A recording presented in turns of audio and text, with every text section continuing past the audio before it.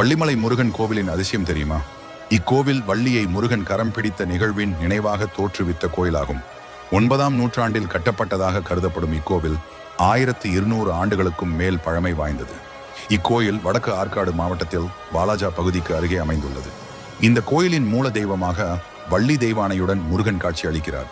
புராணத்தின்படி இத்தலத்தில் வளர்ந்த வள்ளி முருகனை கணவனாக அடைய விரும்பி திருமால் பாதத்தை வைத்து வழிபட்டாள்.